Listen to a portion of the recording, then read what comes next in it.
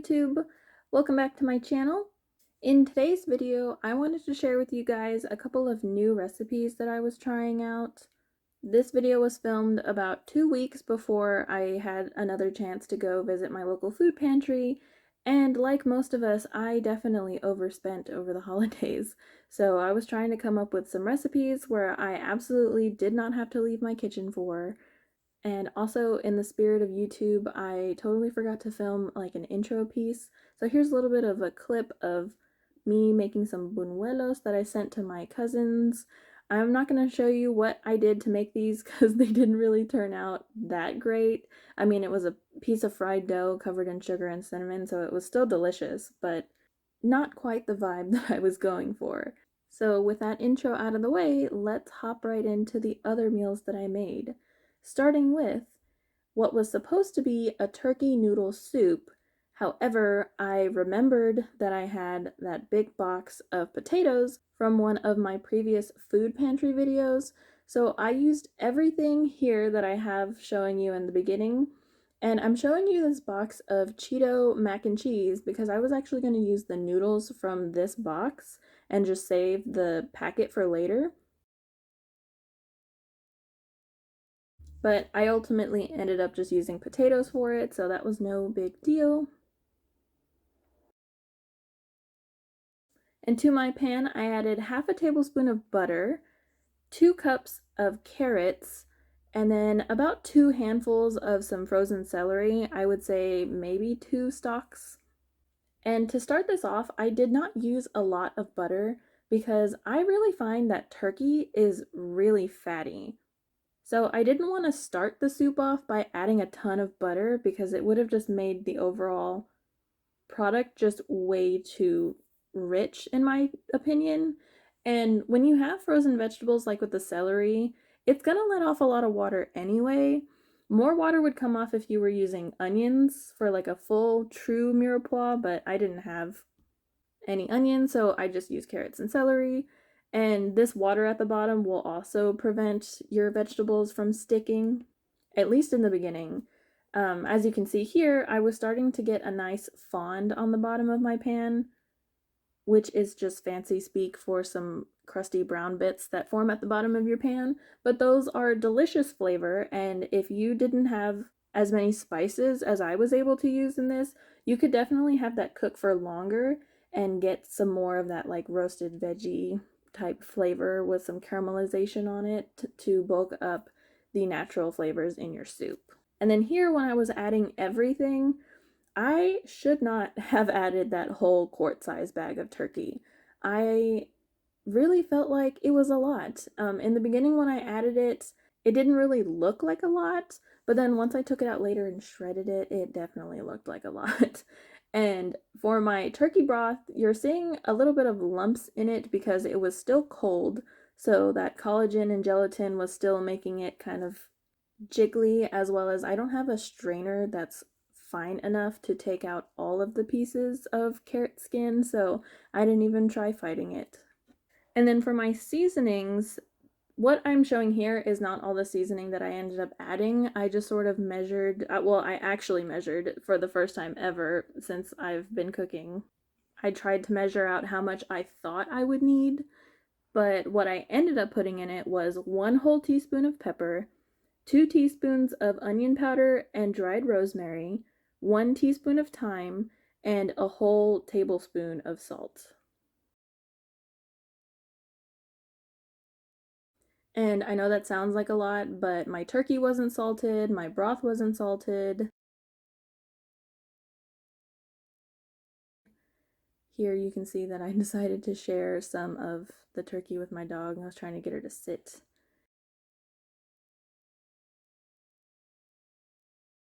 And when she finally did, yay, she got a piece. I know some pet owners are going to come for me and say, like, you shouldn't be giving your dog onion. I am well aware of that, but you know, even people eat things that we're not supposed to, so a little piece of turkey was not going to hurt her. And here's the final product. I really felt like this was just way too much turkey. So every time I would serve myself a bowl of this, I would usually end up adding like some rice that I had already cooked, or I'd eat it with a piece of bread. At one point, I even like fished out the turkey pieces and made like a little sandwich on the side because it was just, I just really felt like it was a lot, and I could have used some of that turkey for a different dish. And then moving on to the next one, I thought this was just going to be a really simple deal of making pancakes with hash browns because I had this bag of pancake mix that was just add water only. And then I still had that big box of potatoes, so I shredded them up and found a YouTube video on how to make hash browns because every time I try to make hash browns, they just like never turn out right. And what I learned from this experience is that you should not make hash browns when you are hungry already because they definitely are a labor of love and they take some time to put together. The video made it sound super fast and easy, but I found that my potatoes needed a little longer than his to cook. And as you can see here while I'm grating the potato, once it gets too close to the edge and I can't do it anymore without keeping my fingers away from the box grater.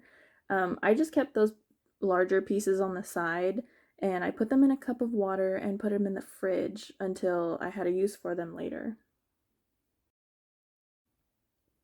Once my potatoes were shredded, I had to put them through some water just to get off some of that excess starch. And it was about this point that I was really starting to get irritated with this whole process because I don't have a fine mesh strainer. And so every time I was passing it back and forth to drain it, I was losing pieces of potato, and potato was getting stuck to my skin. And I don't know, it was just really starting to get on my nerves. And if I do this again, there are definitely some big changes that I would make in terms of how I went about preparing them. Like here with these paper towels, I will definitely make sure I have a clean kitchen towel because I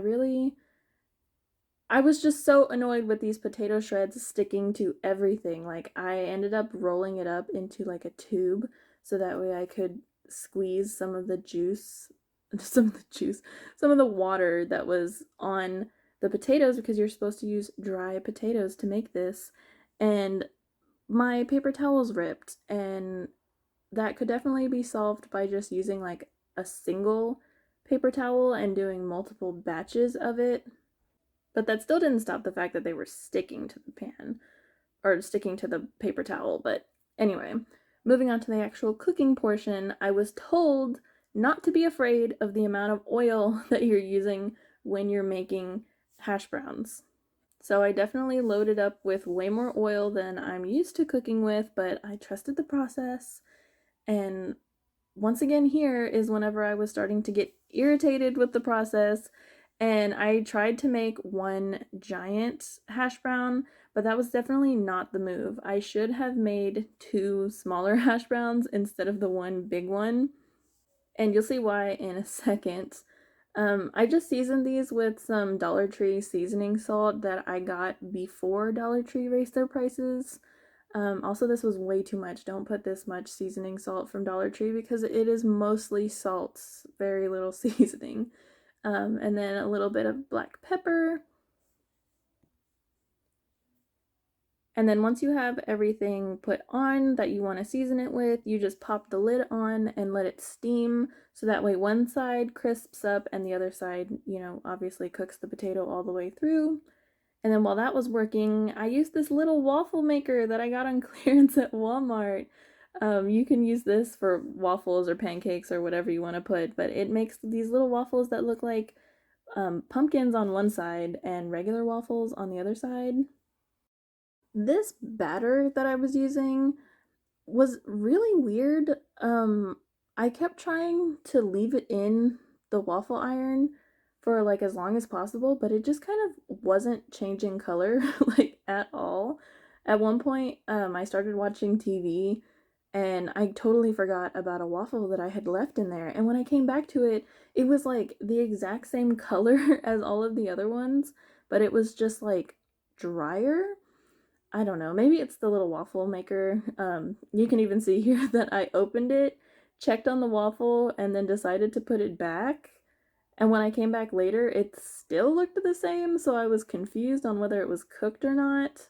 But it had been in there for like quite a while, so like it has to be cooked, right?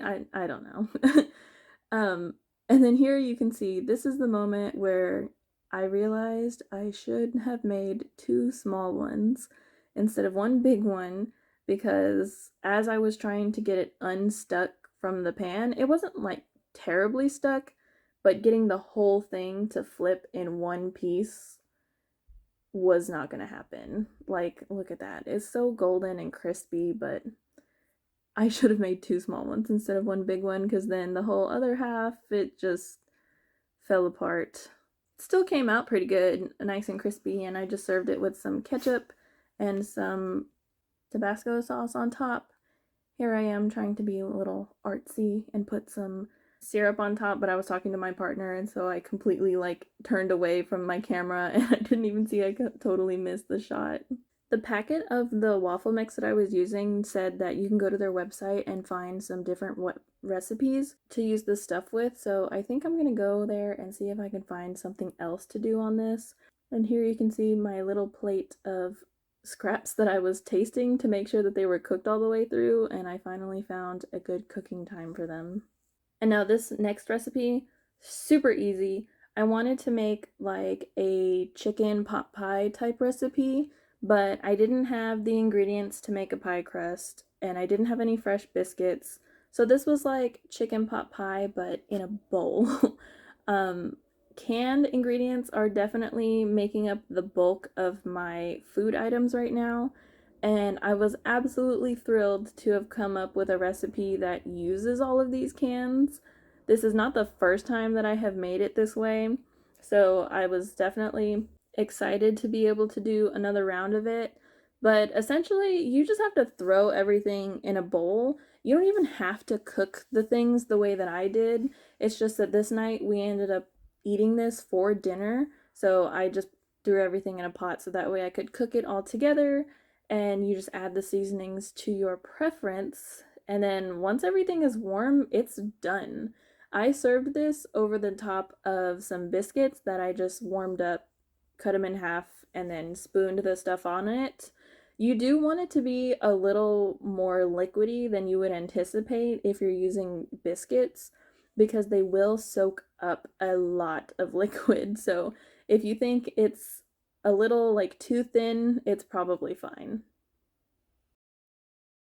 I don't know what happened. My camera flipped upside down. And so here I am adding some French's fried onions that I found on clearance after last year's Thanksgiving.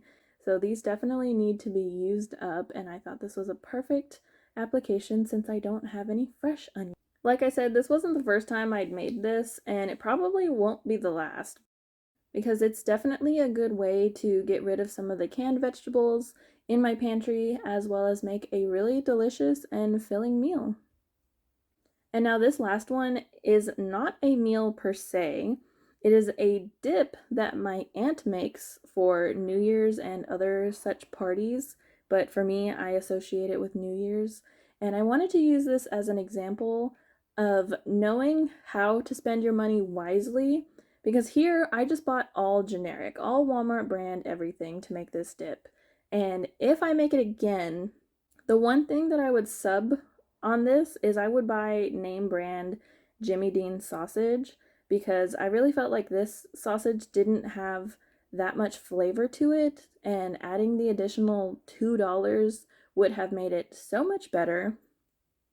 And then with this off-brand Velveeta cheese, I used the whole block for the recipe, but if I make it again, I'll use 3/4 of it, because even with the juice from the tomatoes, it was just solidifying as soon as it cooled down even a little bit. So it was still dippable, but if you let it get too cold, it would just completely turn back into the block, and it was, I don't know, it was kind of weird.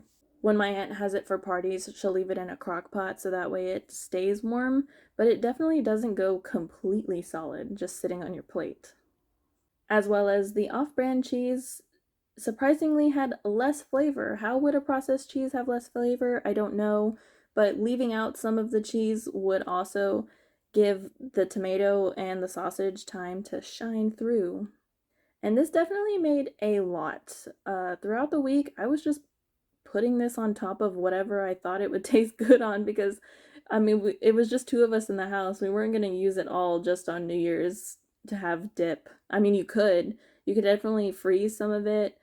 It's processed cheese, so I feel like it would last a long time in your fridge. But I don't know. We just ended up putting it on like rice and beans and stuff like that. But that is everything I had to share with you guys. I hope you had a good time learning from my mistakes, watching me get frustrated making hash browns, and I hope to discover many more wonderful recipes with you guys as we go through this new year. If you have any suggestions for other things I could have done to make these recipes easier, or even share your favorite recipe down below, let me know, and I will see you guys in the next one. Goodbye!